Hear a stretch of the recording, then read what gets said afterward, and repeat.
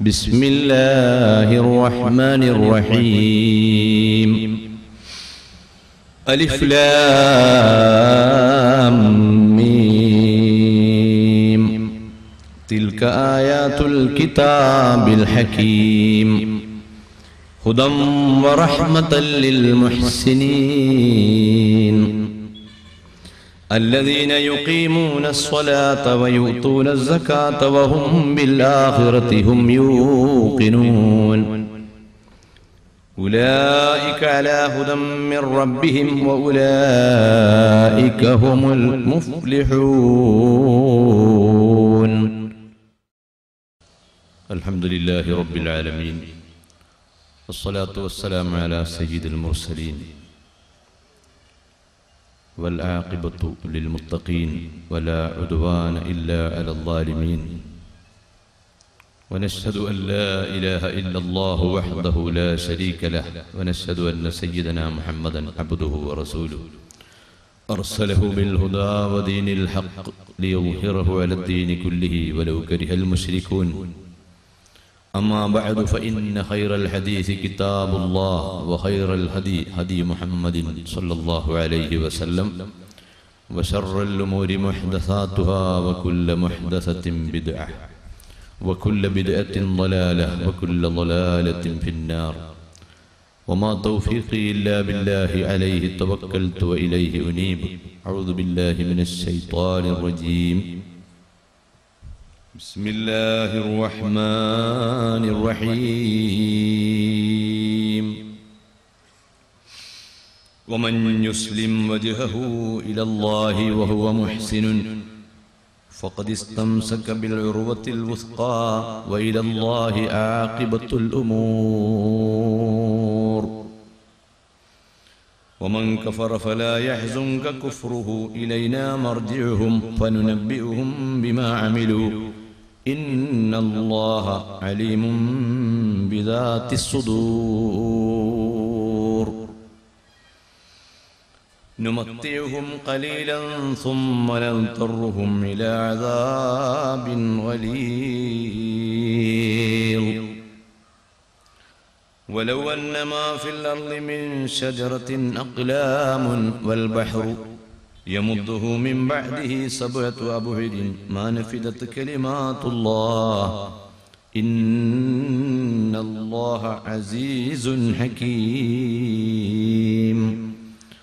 صدق الله العظيم وصدق وبلغ رسوله النبي الكريم ونحن على ما قال ربنا من الشاهدين الشاكرين والحمد لله رب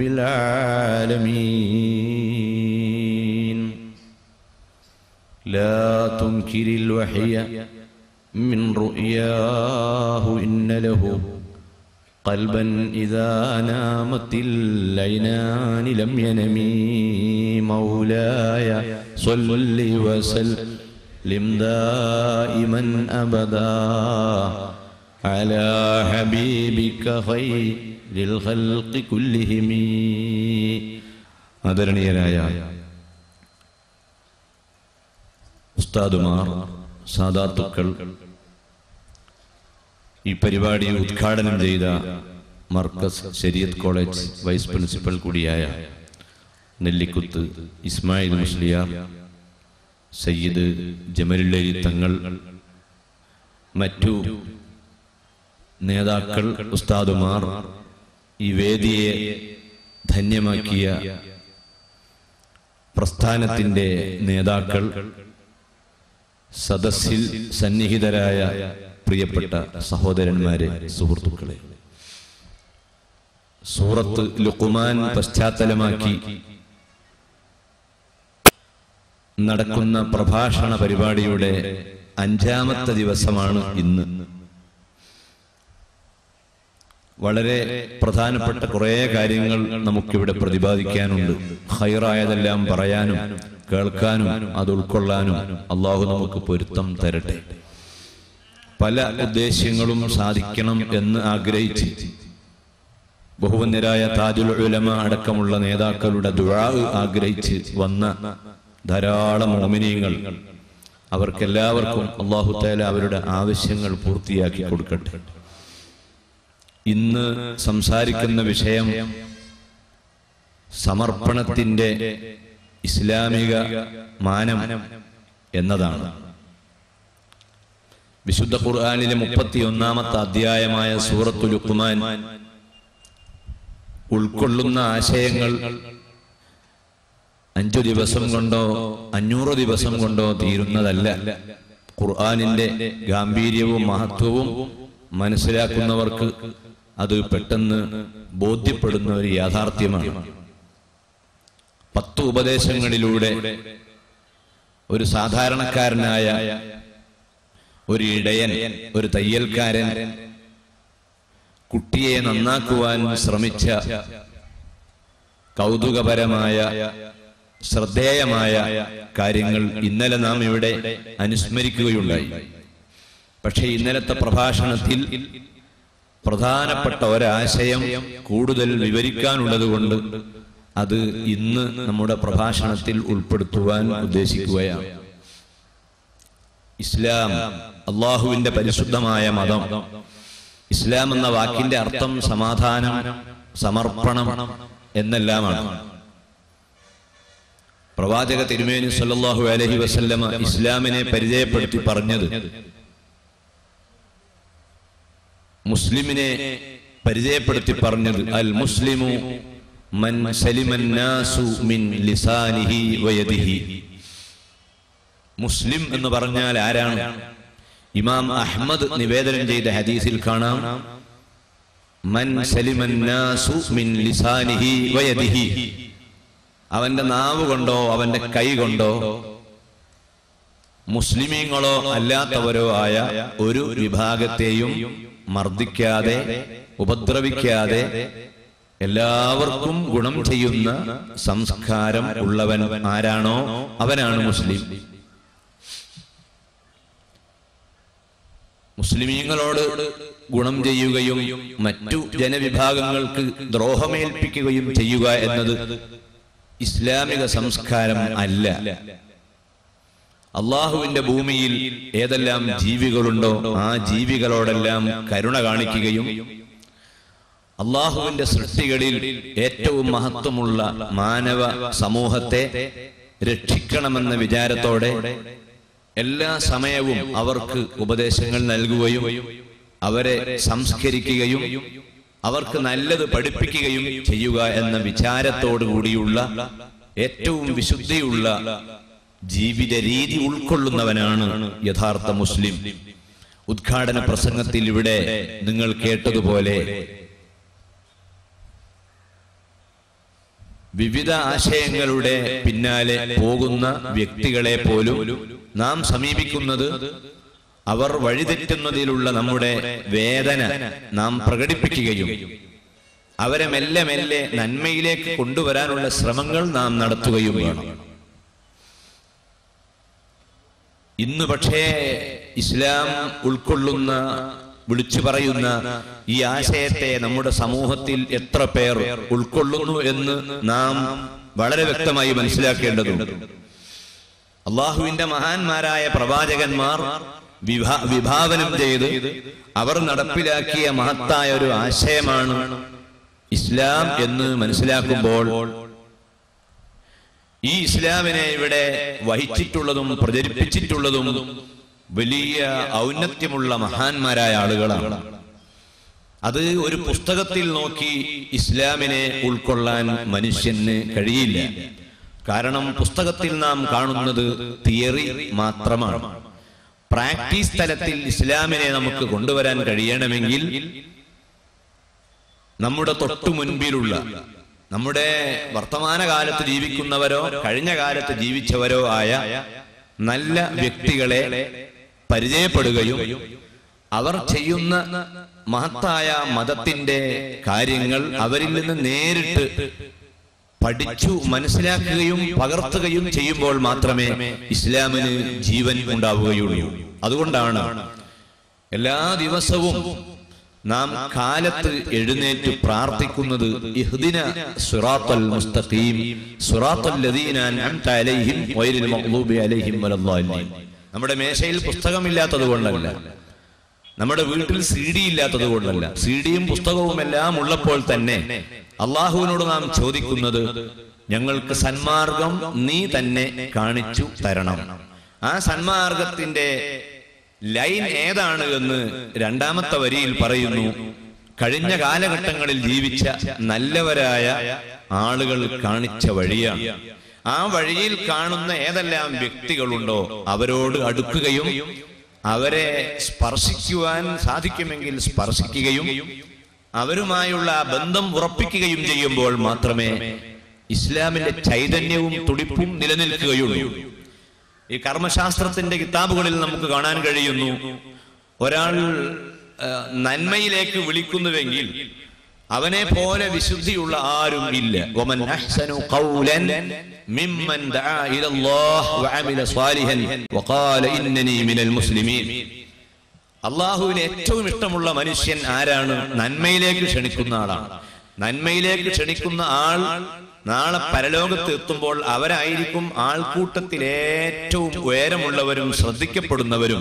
ആയിഷ റളിയല്ലാഹു അൻഹയിൽ നിന്ന് ഉദ്ധരിച്ച ഹദീസിൽ കാണാം, അത്വലുന്നാസി അനാഖൻ യൗമൽ ഖിയാമത്തി അൽ മുഅദ്ദിനൂൻ.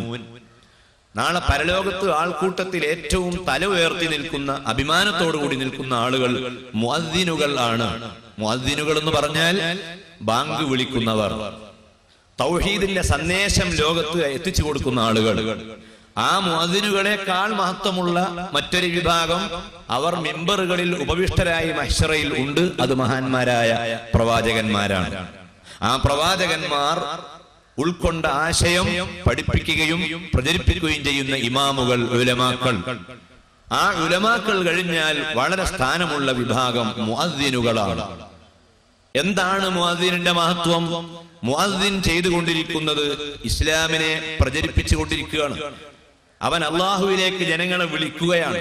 ആ വിളിക്കുന്ന മുഅദ്ദിൻ ബാങ്ക് വിളിക്കുമ്പോൾ ആ ബാങ്ക് കേൾക്കൽ സുന്നത്താണ്. ബാങ്ക് വിളിക്കുന്നവനെ കാണൽ, അയാളിലേക്ക് നോക്കലും സുന്നത്താണ് എന്ന് കർമ്മശാസ്ത്രത്തിന്റെ ഗ്രന്ഥങ്ങളിൽ കാണാം. ബാങ്ക് വിളിക്കുന്ന ആളിലേക്ക് നോക്കൽ സുന്നത്താണ്. സാധാരണ വിളിക്കുന്ന ആളല്ലേ, അയാളെ എന്ത് കാണാനാണ്? അയാളെ സൗന്ദര്യം ആസ്വദിക്കാൻ വേണ്ടിയല്ല. പിന്നെ ഹിദായത്തിന്റെ മഹത്തായ മാർഗം നമ്മിലേക്ക് കൈവരാനുള്ള ഒരു മാർഗം എന്ന നിലയിൽ ആ ബാങ്ക് വിളിക്കുന്ന ആളിലേക്ക് നാം നോക്കുകയാണ്.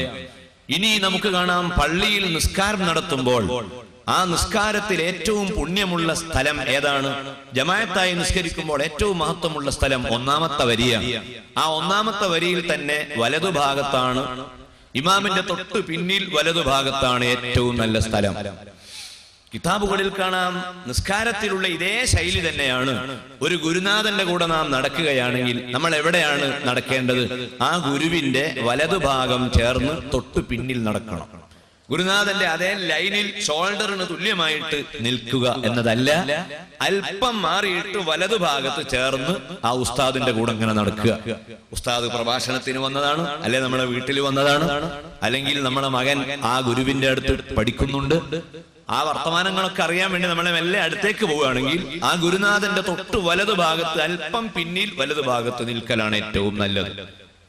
പള്ളിയിൽ നിസ്കരിക്കുമ്പോഴും അല്ലാത്ത നിസ്കാര വേളയിലുമെല്ലാം പുരുഷനായ ഇമാമിനെ കാണുന്ന രൂപത്തിൽ നിസ്കാരത്തിൽ നിൽക്കൽ പുണ്യമുള്ള അമലാണ്.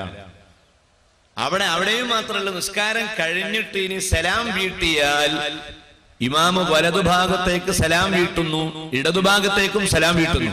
ആ സലാം വീട്ടുമ്പോൾ ആ ഗുരുവിന്റെ, ഇമാമിന്റെ കവിൽ തടം കാണുന്ന രൂപത്തിൽ വലത്തോ ഇടത്തോ ചേർന്ന് നിന്നാൽ അത് പിന്നെയും പുണ്യമാണ്.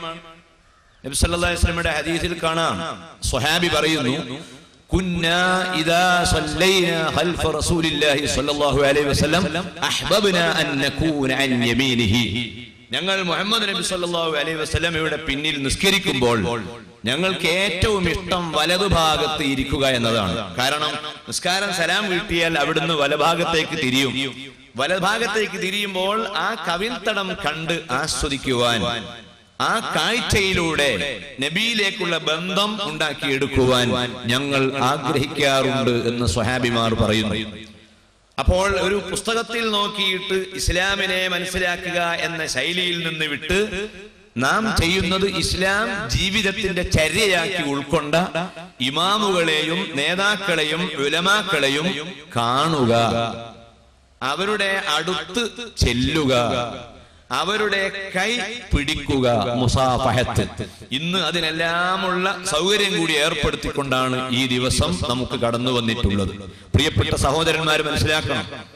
അപ്പൊ ഒരു പുസ്തകം നോക്കിയുള്ള ഇസ്ലാമിക പ്രചാരണം നടക്കുന്ന ഒരു കാലഘട്ടത്തിൽ അതിൽ നിന്നെല്ലാം വേർതിരിഞ്ഞ ഒരു ശൈലി ഇസ്ലാമിക സമൂഹത്തിൽ പരമ്പരാഗതമായ രൂപം ഉൾക്കൊണ്ട് അത് ഉയർത്തിപ്പിടിക്കാനാണ് നാം ഇവിടെ ശ്രമിക്കുന്നത്. അള്ളാഹു നമ്മുടെ ഈ മാർഗം വിജയിപ്പിച്ച് ആ മാർഗത്തിൽ ഉറച്ചു നിൽക്കാനും അത് പ്രചരിപ്പിക്കുവാനുമുള്ള എല്ലാ തൗഫീഖും നമുക്ക് പ്രദാനം ചെയ്യുമാറാവട്ടെ.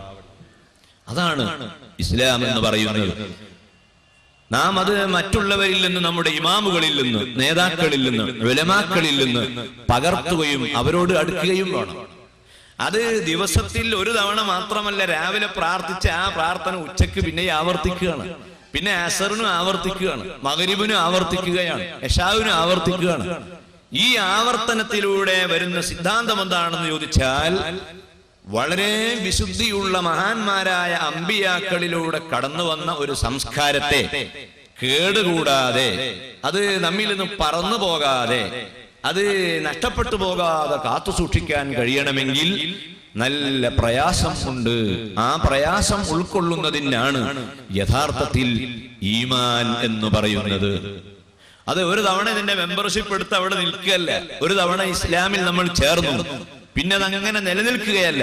അത് നിലനിർത്തണമെങ്കിൽ നാം അതിനു വേണ്ടി പിന്നാലെ കൂടുകയും അത് ഇടയ്ക്കിടെ തിരിഞ്ഞു നോക്കിക്കൊണ്ടിരിക്കുകയും വേണം. മഹാനായ റസൂലുള്ളാഹി സ്വല്ലല്ലാഹി അലൈഹി വസല്ലമയുടെ കാലത്ത് സ്വഹാബിമാരോട് നബി സല്ലല്ലാഹി അലൈഹി വസല്ലം പലപ്പോഴും ചോദിക്കാറുണ്ട്, അലാ തുബായിഊൻ, നിങ്ങൾ എന്റെ അടുക്കൽ വന്ന് ബൈഅത്ത് ചെയ്യുന്നില്ലേ? നിങ്ങൾ എന്റെ അടുക്കൽ വന്ന് കൈ തന്ന് ബന്ധം പുതുക്കുന്നില്ലേ? ഉടനെ തന്നെ അവർ വരുന്നു, അവർ വന്ന് കൈ പിടിക്കുകയാണ്. ഇടയ്ക്കിടെ ഉസ്താദുമാരുടെ കൈ പിടിക്കുന്നു, അവരുമായുള്ള ബന്ധം പുതുക്കുന്നു.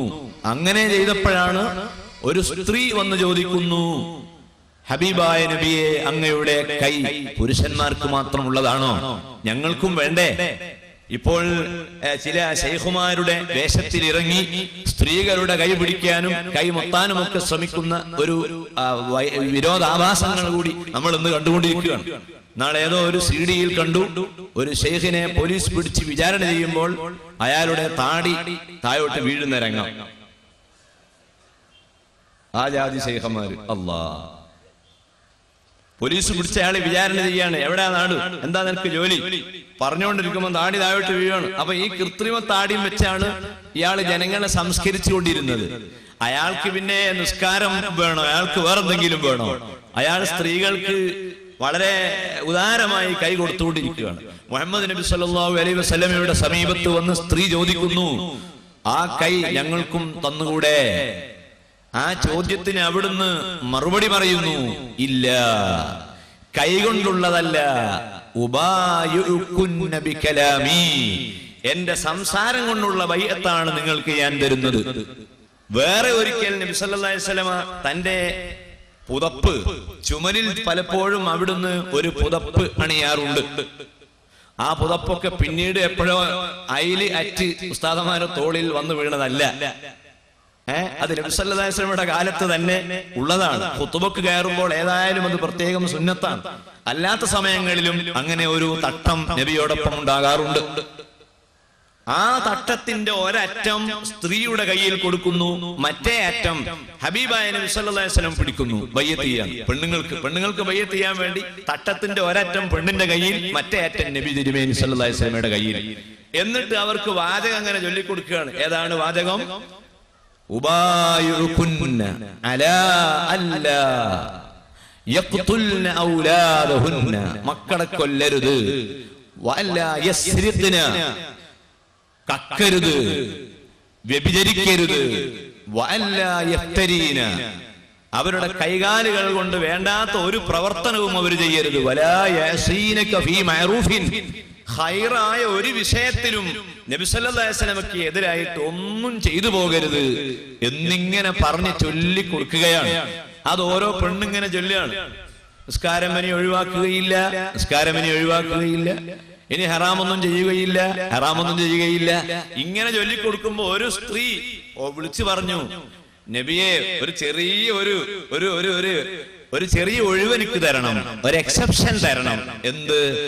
എന്റെ കുടുംബത്തിൽ ഒരു മരണമുണ്ടായപ്പോൾ എന്റെ അടുത്തുള്ള വീട്ടിലൊക്കെ ഉള്ള സ്ത്രീകൾ വന്ന് കരയാൻ സഹായിച്ചു തന്നിരുന്നു. ജാഹിലിയ കാലത്ത് അങ്ങനെയൊക്കെയാണ്. ഒരു വീട്ടിൽ മരിച്ചാൽ ആ വീട്ടിലുള്ള ആളുകൾ കരയുമ്പോ അടുത്ത വീട്ടിലുള്ള ആളുകളൊക്കെ വന്ന് കരയാൻ സഹകരിച്ചു കൊടുത്തു. അങ്ങനെ എന്റെ വീട്ടിൽ മരിച്ചപ്പോ കരയാൻ പലരും വന്നിരുന്നു. ഇപ്പൊ ഇനി അവരെ വീട്ടിൽ മരിച്ചാൽ ഞാനും ഒന്ന് കരയാൻ പോകും, അതിന് ചെറിയൊരു ഒഴിവ് എനിക്ക് തരണം എന്ന് നബി സല്ലല്ലാഹു അലൈഹി വസല്ലമയോട് ആ സ്ത്രീ ആവശ്യപ്പെടുകയാണ്. നബി സല്ലല്ലാഹു അലൈഹി വസല്ലമ ആ സ്ത്രീയുടെ സംസാരം കേൾക്കുകയാണ്. ഓരോന്നും ഘട്ടം ഘട്ടമായി ഗ്രാജുവലി നിരോധിക്കുക എന്ന ശൈലിയാണ് നബി സല്ലല്ലാഹു അലൈഹി വസല്ലമ സ്വീകരിച്ചിരുന്നത്. അങ്ങനെ ആദ്യത്തിൽ അത് അങ്ങനെ ആകാമെന്ന് സമ്മതിച്ച് മെല്ലെ മെല്ലെ അതിൽ നിന്ന് പിന്തിരിപ്പിക്കുന്ന ശൈലി പ്രവാചക തിരുമേനി സല്ലല്ലാഹു അലൈഹി വസല്ലമ അവിടെ നടപ്പിലാക്കിക്കൊണ്ടിരിക്കുകയുമായിരുന്നു. അപ്പൊ ഞാൻ പറയുന്നത്, ഇസ്ലാമിൽ വന്നിട്ടുള്ള ഒരു സഹോദരൻ ഇടയ്ക്കിടെ തിരിഞ്ഞു നോക്കണം. തന്റെ സമർപ്പണം പൂർണ്ണമായിട്ടുണ്ടോ എന്ന് ഒന്ന് തിരിഞ്ഞു നോക്കുക. അത് തിരിഞ്ഞു നോക്കാനുള്ള കുറെ വഴികളുണ്ട്. യഥാർത്ഥത്തിൽ നമ്മുടെ സമർപ്പണം പരിപൂർണമാകണമെങ്കിൽ അതിന് ഏറ്റവും പ്രധാനമായി ഉണ്ടാകേണ്ടത് ഒരു നല്ല കൂട്ടുകാരനെ നമുക്ക് ലഭിച്ചാൽ വളരെ മാറ്റങ്ങൾ നമ്മുടെ ജീവിതത്തിൽ ഉണ്ടാക്കിയെടുക്കാൻ കഴിയും.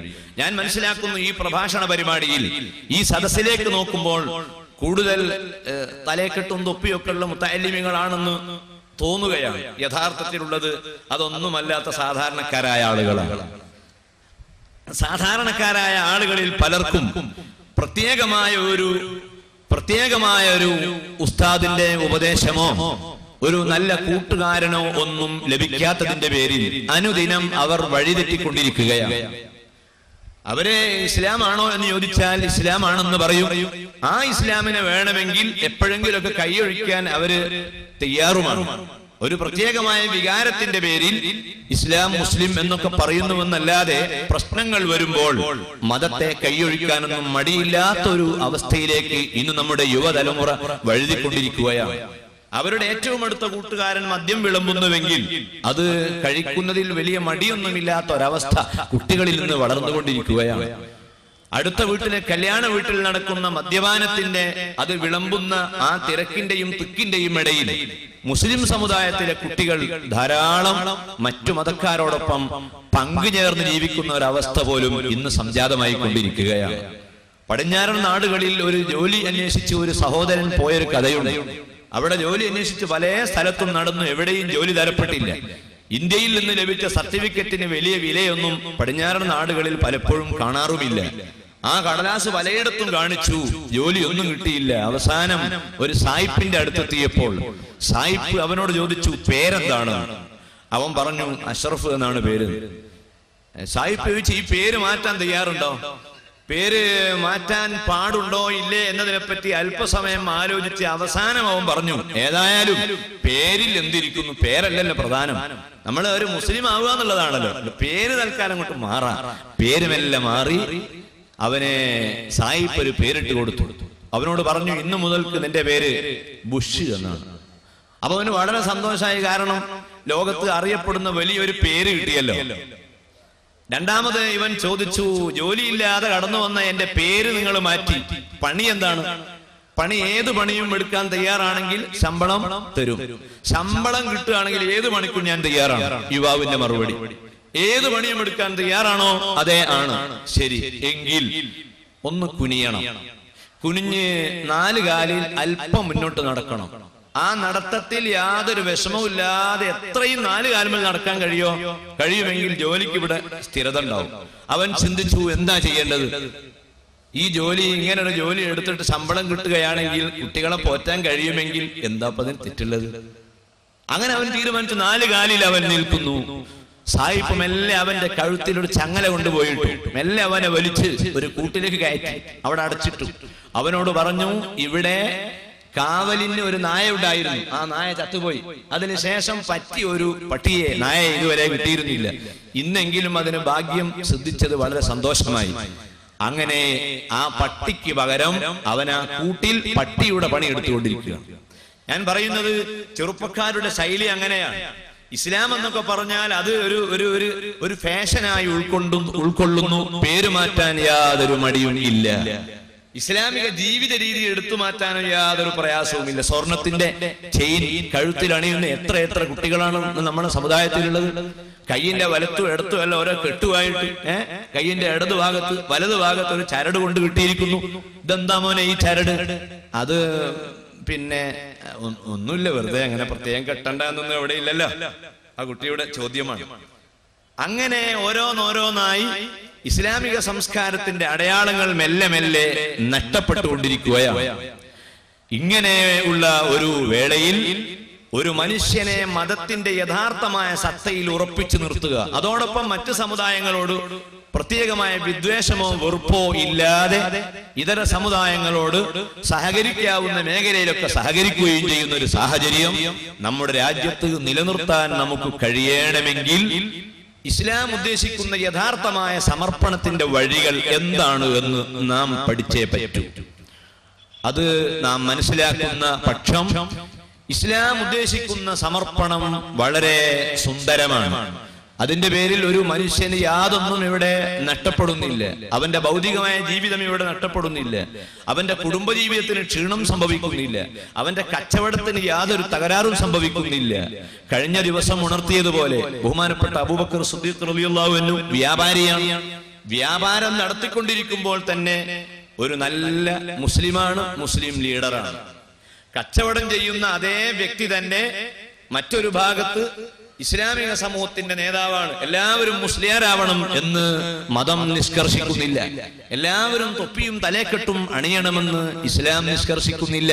പിന്നെയോ ഇസ്ലാമിന്റെ ഐഡന്റിറ്റി കാത്തു സൂക്ഷിക്കാൻ ഓരോ വിഭാഗത്തിനും ചില പ്രത്യേകമായ രൂപങ്ങളും മാതൃകകളും ഉണ്ട്. തുഹ്ഫത്തുൽ മുഹ്താദിൽ ഇബ്നു ഹജർ അൽ ഹൈതമി റഹ്മത്തുള്ളാഹി അലൈഹി ഉണർത്തി എന്താണ് മുറുവത്ത് ഓരോ വ്യക്തിയും സ്വീകരിക്കണം. പണ്ഡിതന്മാരുടെ മുറുവത്ത്, ഓരോ കാലഘട്ടത്തിലുള്ള പണ്ഡിതന്മാരുടെ വേഷമേതോ അതാണ് പണ്ഡിതന്മാർ സ്വീകരിക്കേണ്ടത്. ഓരോ നാട്ടിലും സാധാരണക്കാർക്ക്, മുസ്ലിം സാധാരണക്കാർക്ക് ഒരു വേഷമുണ്ട്. ആ വേഷമാണ് മുസ്ലിമീങ്ങൾ സ്വീകരിക്കേണ്ടത്. പുരുഷന്റെ വേഷം സ്ത്രീ അണിയരുത്, സ്ത്രീയുടെ വേഷം പുരുഷനും അണിയരുത്. മുസ്ലിയാരുടെ വേഷം സാധാരണക്കാരൻ അണിയരുത്, സാധാരണക്കാരൻ്റേത് മുസ്ലിയാർ മതപണ്ഡിതനും എടുത്തുകൂടാ. വളരെ സുന്ദരമായി കാര്യങ്ങൾ കൊണ്ടുപോകാൻ കഴിയും. അതുകൊണ്ട് തന്നെ മഹാന്മാരായ സ്വഹാബിമാരെ സംബന്ധിച്ച് ചരിത്രത്തിൽ കാണാം, ഹും ഉസൂദുൻ വഫുഹൂദുൻ ഫീ മജാലിൽ ഗസ്വതി ഹും ഉസൂഉൻ വഖുദൂഉൻ ഫീ മഹാരിബിൽ ലഹും ഹും ഫുഹൂദുൻ വഉസൂദുൻ ഫീ മജാലിൽ ഗസ്വതി ഹും ഖുദൂഉൻ വഖുശൂഉൻ ഫീ മഹാരിബിൽ ലഹും. അതായിരുന്നു കഴിഞ്ഞ കാലത്തെ ഇസ്ലാമിക സമൂഹത്തിന്റെ സ്വഭാവം. അവര് പള്ളിയിൽ ചെന്നാൽ, പ്രാർത്ഥനക്ക് നിന്നാൽ അങ്ങേയറ്റം ഭക്തിയും വിനയത്വമുള്ളവരാണ്. അവരെ കണ്ണിൽ നിന്ന് ധാരധാരയായി വെള്ളം ഒഴുകുകയാണ്. നിസ്കരിച്ചു കൊണ്ടിരിക്കുന്ന സമയത്ത് ഇമാമിനെ കാണാത്ത സന്ദർഭങ്ങൾ പലപ്പോഴും അന്നുണ്ടായിട്ടുണ്ട്. സൂറത്ത് അറിയാഞ്ഞിട്ട് അടുത്ത ജനലിന്റെ ഉള്ളിലൂടെ പുറത്തേക്ക് ചാടിയപ്പോൾ കാണാതെയായതല്ല. പിന്നെ നിസ്കരിച്ചു കൊണ്ടിരിക്കുമ്പോൾ ഉസ്താദിനെ കാണുന്നില്ല, ഇമാമിനെ കാണുന്നില്ല. മഅ്മൂമുകൾ ഇങ്ങനെ നോക്കുന്നു, എവിടെ പോയി ഇമാം? നോക്കുമ്പോൾ ഇമാം ആരാണ്? ബഹുമാനപ്പെട്ട സുഫിയാനു സൗരി റളിയല്ലാഹു അൻഹു ആണ്. ഇയ്യാക നഅ്ബുദു വ ഇയ്യാക നസ്തഈൻ എന്ന ഭാഗം പാരായണം ചെയ്തുകൊണ്ടിരിക്കുന്ന സമയം ബഹുമാനപ്പെട്ട സുഫിയാനു സൗരി റളിയല്ലാഹു അൻഹു മിഹ്റാബിൽ ബോധം കെട്ടി വീഴുകയാണ്. മഅ്മൂമുകൾ ഇങ്ങനെ നോക്കുമ്പോൾ ഇമാമിനെ കാണുന്നില്ല. വളരെ ഭക്തിയോടുകൂടി പ്രാർത്ഥനയ്ക്ക് പങ്കെടുക്കുന്ന അതേ മുസ്ലിം തന്നെ തൊട്ടടുത്ത കടയിൽ വ്യാപാരം നടത്തുന്നു, കച്ചവടം നടത്തുന്നു. ആ കച്ചവടം ചെയ്യുന്ന സമയത്ത് അവിടെ പാലിക്കേണ്ട മര്യാദകളൊക്കെ അവിടെ പാലിക്കുന്നു. പള്ളിയിൽ വരുമ്പോൾ പാലിക്കേണ്ട മര്യാദകൾ പള്ളിയിൽ പാലിക്കുന്നു. വേഷത്തിലും വിധാനത്തിലും ഇസ്ലാം സ്വീകരിച്ച കൽപ്പിച്ച നിർദ്ദേശങ്ങളെല്ലാം പാലിക്കുകയും ചെയ്യുന്നു. ഇത് എത്രമാത്രം ആകർഷകം അല്ല!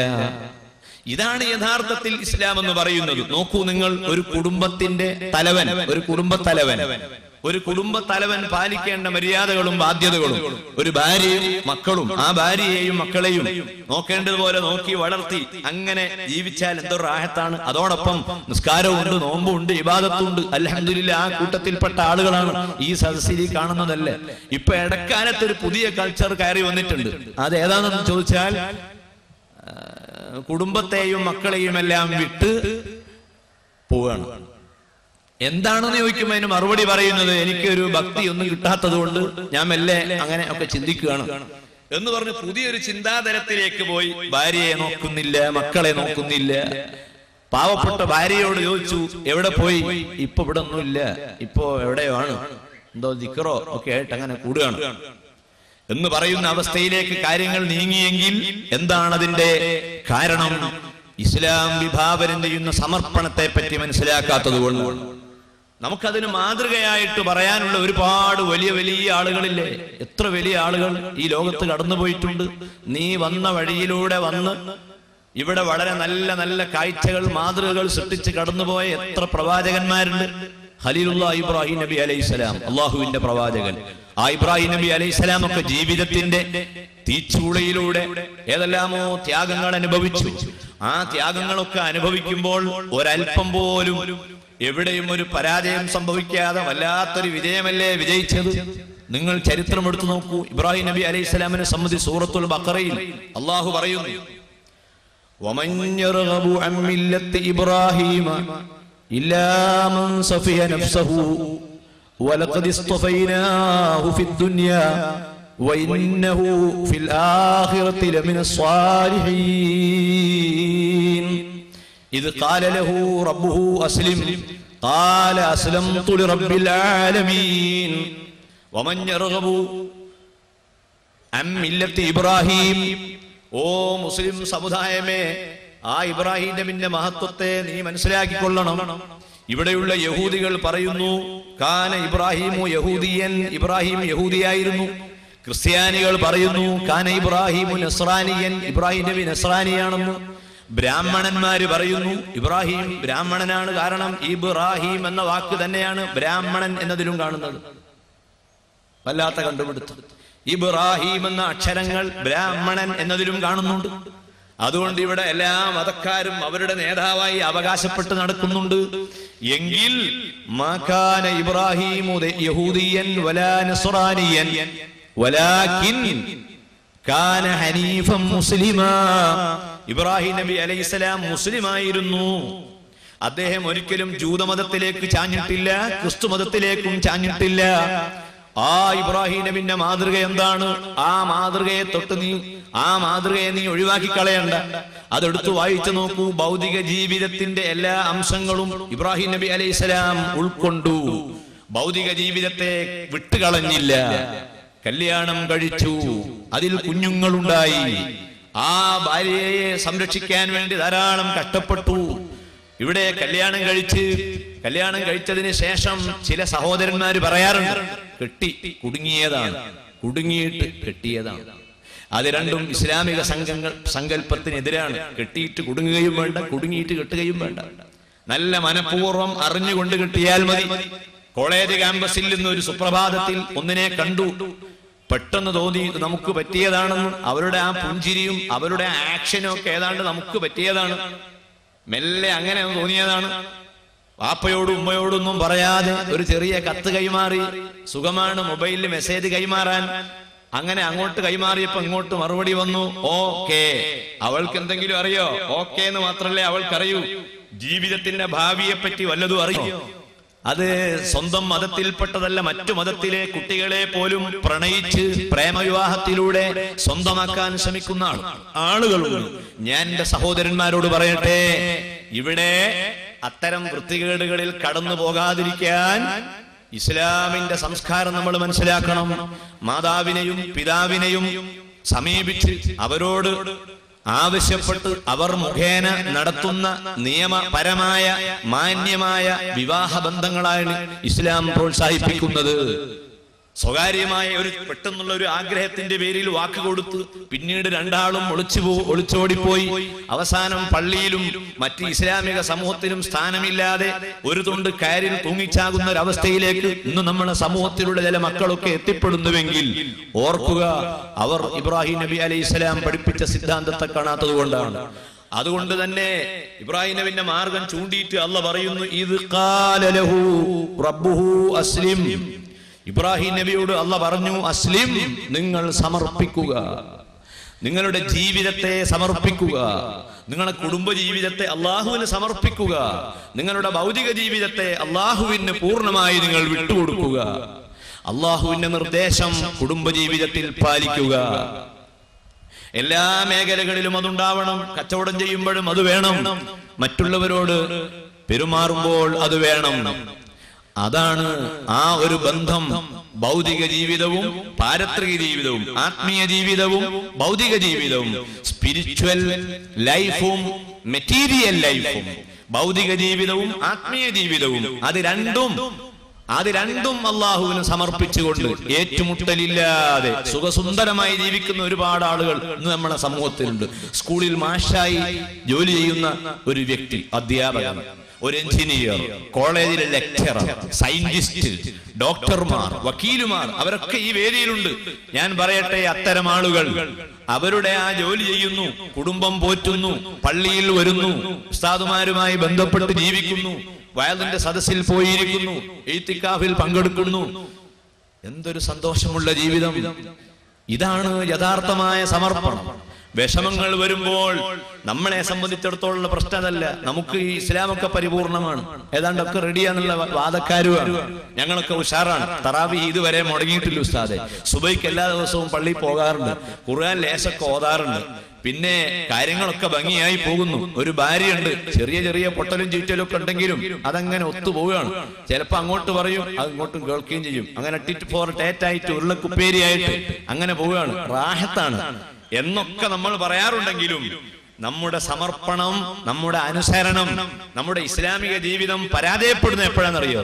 അത് എവിടെയെങ്കിലും എപ്പോഴെങ്കിലും നമ്മുടെ കുടുംബ ജീവിതത്തിലോ സാമൂഹ്യ ജീവിതത്തിലോ ഒരു ചെറിയ സംഘർഷമുണ്ടായാൽ, ഒരു പ്രശ്നമുണ്ടായാൽ, ആ പ്രശ്നത്തിൽ കിടന്ന് നമ്മളിങ്ങനെ വട്ടം കറങ്ങി അവസാനം നാട് വിടുകയാണ്. ഇവിടെ ഇല്ലേ? ഇപ്പൊ ഇവിടെ എല്ലാം തോന്നുന്നു. വയനാട്ടിൽ എവിടെയാണ്? മലപ്പുറം ജില്ലയിലായതുകൊണ്ട് വയനാട് എന്ന് പറയാൻ വളരെ സുഖമാണ്. കാരണം ഒരു ജില്ലയും കൂടി കടന്നാലേ അപ്പുറത്ത്. ദൂരെ എവിടെയാണ്? ഇപ്പൊ എല്ലാ നിസ്കാരം ഒക്കെ വളരെ ഉഷാറുണ്ടായിരുന്നു. എന്തോന്നറിയില്ല, ഇപ്പൊ യാതൊന്നും കേൾക്കുന്നില്ല, അറിയുന്നില്ല. നാട് വിട്ടുപോയതാണ്. പ്രശ്നങ്ങൾ വന്നപ്പോൾ ആകെ തകർന്നു തരിപ്പണമായതാണ്. അതുവരെ വളരെ ഉഷാറായിരുന്നു. ഈ റമദാൻ മാസത്തിന്റെ ഹക്ക് കൊണ്ട് അല്ലാഹു സുബ്ഹാനഹു വ തആല നമ്മുടെ മനസ്സിന് നല്ല ശക്തി പ്രദാനം ചെയ്യട്ടെ. ഓരോരുത്തരിങ്ങനെ പറയും, എനിക്കൊക്കെ വളരെ സുഖാണ്, 4 മക്കളുണ്ട്, ഒരു മകൻ ഖത്തറിലാണ്, മറ്റവൻ കുവൈത്തിലാണ്, മൂന്നാമൻ UAE-യിലാണ്, 4-മൻ ഉംറക്ക് പോയതാണ്. 4-മത്തവന്റെ കാര്യം ബേജാറുള്ളൂ. മിക്കവാറും ശരിയാവാനുള്ള സാധ്യത. ശരിയായില്ലെങ്കിൽ ഒരു ഉംറെങ്കിലും കിട്ടുമല്ലോ. അങ്ങനൊക്കെ സമാധാനിച്ചിങ്ങനെ നിൽക്കുകയാണ്.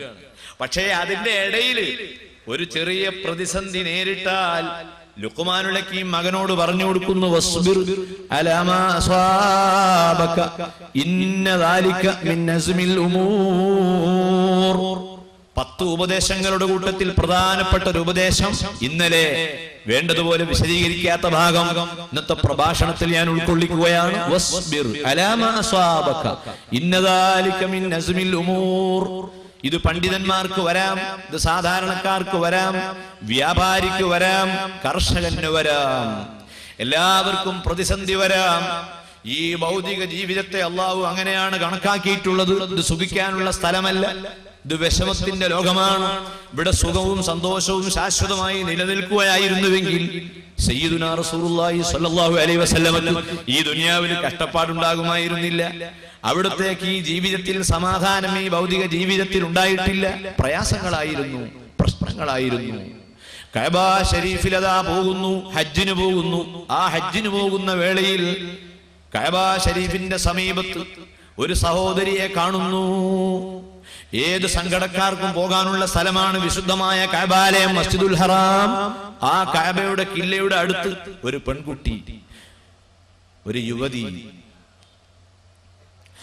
ആ യുവതിയുടെ മുഖത്തേക്ക് നോക്കിയപ്പോൾ വല്ലാത്ത ചൈതന്യം. ആ സ്ത്രീയുടെ മുഖത്ത് ശൃംഗാരത്തോടുകൂടിയല്ല നോക്കിയത്, പിന്നെയോ എന്തോ ഒരു പ്രത്യേകമായ കരുത്ത് ആ പെണ്ണിൽ കണ്ടു. ഉടനെ തന്നെ കണ്ട മാത്രയിൽ ഈ കണ്ട വലിയായ മനുഷ്യൻ പറയുകയാണ്, ഇന്നി അറാക്കി മസ്റൂറത്തൻ, നീ വളരെ സന്തോഷത്തിലാണല്ലോ, നിന്റെ മുഖം കണ്ടിട്ട് നല്ല സന്തോഷം തോന്നുന്നുണ്ടല്ലോ എന്ന് പറഞ്ഞപ്പോൾ ആ പെണ്ണിത് കേട്ടു. കേട്ട ഉടനെ തന്നെ ആ പെണ്ണ് പറയുന്നു, ലാ ലാ, ഞാൻ വളരെ സന്തുഷ്ടയാണെന്ന് നിങ്ങൾ പറയരുത്. ഇന്നി ഹസീനത്തുൻ, ഞാൻ വളരെ ദുഃഖത്തിലാണ്, ബേജാറിലാണ്. പക്ഷെ എന്റെ മുഖത്ത് നോക്കിയിട്ട് നല്ല സന്തോഷമാണല്ലോ കാണുന്നത്. പെണ്ണ് പറയുന്നു, എന്റെ മനസ്സിൽ നിറയെ തീയാണ്. എന്റെ കഥയെങ്ങാൻ നിങ്ങൾ കേട്ടാൽ നിങ്ങൾ അത്ഭുതപ്പെട്ടു പോകും. ആ വലിയ ചോദിക്കുന്നു, എന്താണ് നിന്റെ കഥ? ഞാനിവിടെ മക്കത്ത് ഹറമിൽ വരാനുള്ള കാരണം എന്റെ നീറുന്ന അനുഭവങ്ങളും പ്രയാസങ്ങളുമാണ്. ആ പ്രയാസങ്ങൾ ആ പെണ്ണതാ വിവരിക്കുന്നു. കിതാബുകളിൽ ആ ചരിത്രം രേഖപ്പെടുത്തിയതായി കാണുന്നു. ആ പെണ്ണ് പറയുന്നു, എന്റെ ഭർത്താവ് ഒരു ദിവസം എന്റെ വീട്ടിൽ വെച്ച് എന്റെ ഭർത്താവ് ഒരു മൃഗത്തെ ഉദ്ഹിയത്ത് അറുത്തു. ആ മൃഗത്തെ എന്റെ ഭർത്താവ് അറുത്തതിനു ശേഷം അതിന്റെ മാംസങ്ങളൊക്കെ വിതരണം ചെയ്തു, വീതിച്ച് വിതരണം ചെയ്തു. എന്റെ വീട്ടിൽ 2 കുട്ടികളുണ്ട്, ചെറിയ 2 കുട്ടികൾ. ആ 2 കുട്ടികളിൽപ്പെട്ട ഒരു കുട്ടി മറ്റേ കുട്ടിയോട് ചോദിച്ചു, മോനെ, ബാപ്പ മൃഗത്തെ അറുത്തത് നീ കണ്ടിരുന്നോ? ഇല്ല. ആ അറുത്തത് നിനക്ക് ഞാൻ കാണിച്ചു തരണോ? എനിക്കൊന്ന് കാണിച്ചു തരണമെന്നാണ്. ആ മൂത്ത കുട്ടി രണ്ടാമത്തെ കുട്ടിയുടെ കഴുത്തിൽ കത്തിവെച്ച് ആ ചെറിയ കുഞ്ഞിനെ മൂത്ത കുട്ടിയതാ അറുക്കുന്നു. ഇങ്ങനെയായിരുന്നു ബാപ്പ മൃഗത്തെ അറുത്തത് എന്ന് പറഞ്ഞുകൊണ്ട് അറിവ് നടത്തി. ആ കുഞ്ഞ് മരണപ്പെട്ടു പോയി. രണ്ടാമത്തെ കുട്ടിയാവട്ടെ ഇങ്ങനെ സംഭവിക്കുമെന്ന് അറിയില്ലല്ലോ. ആ കുട്ടി പേടിച്ച് വീട്ടിൽ നിന്ന് ഓടുകയാണ്. ഏതോ മലയുടെ മുകളിലേക്ക് ഓടിപ്പോയി. ആ ഓടുന്ന യാത്രയിൽ ആ കുട്ടിയെ ചെന്നായി കടിച്ചു കൊന്നു. 2 കുട്ടികളും ആ കുടുംബത്തിന് നഷ്ടപ്പെടുകയാണ്. ആ സമയത്ത് ഉമ്മ പറയുന്നു ഭർത്താവിനോട്, ഈ ഭാര്യ പറയുന്നു, പ്രിയപ്പെട്ട ഭർത്താവേ, നമ്മളെ മകനെ എവിടെ പോയി ഒന്ന് പോയി നോക്കണം. ആ ഭർത്താവ് കുഞ്ഞനെ ഇണ്ടെറിഞ്ഞ് നടന്നു. മലയിലും കരയിലും കടലിലും അവിടെയും ഇവിടെയും തിരയാൻ പോയി. ദാഹിച്ച് വലഞ്ഞ് ഭക്ഷണവും വെള്ളവും കിട്ടാതെ വഴിയിൽ വെച്ച് ഭർത്താവ് മരിക്കുന്നു. ആ സ്ത്രീക്ക് ആകെയുള്ള 2 മക്കൾ മരിച്ചു, ഭർത്താവും മരിച്ചു. ഇനി ആകെയുള്ളത് ഒരു ചെറിയ കുഞ്ഞുണ്ട്, ഒരു പൈതൽ, ഇളം പൈതൽ. ആ ഇളം പൈതൽ ഈ തള്ളങ്ങനെ കരഞ്ഞുകൊണ്ടിരിക്കുമ്പോൾ അടുപ്പിൽ വെച്ച ചൂടുള്ള വെള്ളത്തിൽ കൈയിട്ട് വെള്ളം ആ കുട്ടിയുടെ ശരീരത്തിലേക്ക് മറിഞ്ഞ് ആ ചെറിയ കുട്ടി അതാ പടഞ്ഞു മരിക്കുന്നു. 3 മക്കളും മരിച്ചു, ഭർത്താവും മരിച്ചു. ഇനിയൊരു മകളുണ്ട്, മൂത്ത മകൾ. അവൾ ഭർത്താവിന്റെ വീട്ടിലാണ്. ഈ വീട്ടിലെ ദുരന്തങ്ങളുടെ കഥ അറിഞ്ഞപ്പോൾ ആ ഭർത്താവതാ ബോധരഹിതനായി വീഴുകയും അവിടെ വെച്ച് അയാൾ മരിക്കുകയും ചെയ്തു. ഈ സ്ത്രീ പറയുന്നു, എന്നേക്കാൾ ദുഃഖിത ഈ പ്രപഞ്ചത്തിൽ വേറെ ആരുണ്ടാവുകയില്ല. എന്റെ കുഞ്ഞുങ്ങളൊക്കെ മരിച്ചു, എല്ലാരും മരിച്ചു. പക്ഷേ ഞാനതെല്ലാം ക്ഷമിക്കുകയാണ്. എന്തിനു ക്ഷമിക്കണം? ക്ഷമിക്കാനുള്ള കാരണം ഇതെല്ലാം അറിയുന്ന ഒരാളുണ്ട്, എല്ലാം നിയന്ത്രിക്കുന്ന ഒരു ശക്തിയുണ്ട്.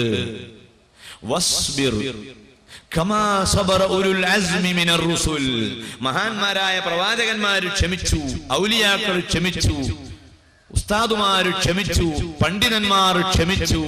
ആ ക്ഷമ മാതൃകയാക്കി ഞാൻ ക്ഷമിക്കുകയാണ്. എന്റെ ഉള്ളിൽ നീറുന്ന വിഷമങ്ങളില്ലാഞ്ഞിട്ടല്ല, ഞാനത് പുറത്ത് പ്രകടിപ്പിക്കാതിരിക്കുകയാണെന്ന് ആ സ്ത്രീ കഅബ ശരീഫിന്റെ സമീപത്ത് വെച്ച് പറയുകയാണ്. ഞാനിത് പറയുന്നത് ഈ സദസ്സിലേക്ക് നോക്കിയാൽ ഒരുപക്ഷെ സ്റ്റേജിലുള്ള ഉസ്താദുമാരെ ചൂണ്ടിക്കാണിച്ച് നമ്മളൊക്കെ പറയും, അവരെ പോലെയൊക്കെ ആയാൽ ബേജാറൊന്നും ഇല്ലാണ്ട് ഇങ്ങനെ കൂടാമായിരുന്നു. ഉസ്താദുമാർ വിചാരിക്കുന്നത് തിരിച്ചാണ്. പടച്ചറപ്പെ എത്ര റാഹത്താണ്, എത്ര റാഹത്താണ്, ഇങ്ങനെ സാധാരണക്കാരനായി എങ്ങനെ ജീവിച്ചാൽ എത്ര സുഖാണ്. പുരുഷന്മാര് മനസ്സിലാക്കും, പുരുഷന്മാര് വിചാരിക്കും സ്ത്രീകളെ പോലെ ആയാൽ ഒരു ബാധ്യതയില്ല, പ്രശ്നമില്ല, വീട്ടിൽ എങ്ങനെ കൂടിയാൽ മതി. സ്ത്രീകൾ വിചാരിക്കുന്നതോ റബ്ബെ ഒരു പുരുഷനായി കിട്ടിയാൽ ഒരു ലിംഗമാറ്റ ശസ്ത്രക്രിയ എവിടെങ്കിലും ഉണ്ടെങ്കിൽ ഒക്കെ ചെയ്തു നോക്കിയാൽ നന്നായിരുന്നു. അവരിങ്ങനെ ആഗ്രഹിക്കുകയാണ്. നീളമുള്ള മനുഷ്യന്റെ ആഗ്രഹം ഒന്ന് കുറഞ്ഞു കിട്ടാനാണ്. കാരണം ചില വാതിലൊന്നും കടക്കാൻ കഴിയുന്നില്ല, നീളം കൊണ്ട് ബസ്സിലൊന്നും കയറാൻ കഴിയുന്നില്ല. കണ്ടക്ടർ പറയുന്നു നീളമുള്ള ആളൊന്നും മുന്നോട്ട് നിൽക്കും. അപ്പൊ അവനിങ്ങനെ നോക്കുക, പഠിച്ചവനെ ഈ എന്നെ ഈ നീളാക്കിയത് കൊണ്ട് ആളുകളൊക്കെ നമ്മളെ നോക്കുകയാണ്. ഞാനൊരു കുറിയ ആളായിരുന്നെങ്കിൽ കുറിയാളായാലാ കുറിയാള് പറയും അയാൾ വലിയ ചെരുപ്പൊക്കെ എടുത്തിട്ട് നോക്കുന്നുണ്ടെന്ന് നീളം മുക്കാൻ വേണ്ടി അയാൾ എത്രയോ കാലമായി ശ്രമിക്കുകയാണ്. തൂക്കം കൂടുതലുള്ള ആളോ അയാൾ ആ ഭാരം കുറയാൻ വേണ്ടി പല മരുന്നും കഴിച്ചുകൊണ്ടിരിക്കുകയാണ്. 4 നിലയുള്ള ബിൽഡിങ്ങിന്റെ മുകളിൽ ഒരു ചങ്ങായി ഒരു മരുന്ന് വിൽക്കുന്ന പരിപാടി തുടങ്ങി. തൂക്കം കുറക്കാൻ ആഗ്രഹിക്കുന്നവർ ദയവായി ഇത്ര നമ്പർ റൂമിൽ വരിക. ചെന്ന് നോക്കുമ്പോൾ ലിഫ്റ്റ് ഇല്ല. അപ്പൊ അയാൾ ഒരു ദിവസം കയറിയിട്ട് പറഞ്ഞു, സംഗതിയൊക്കെ മനസ്സിലായി,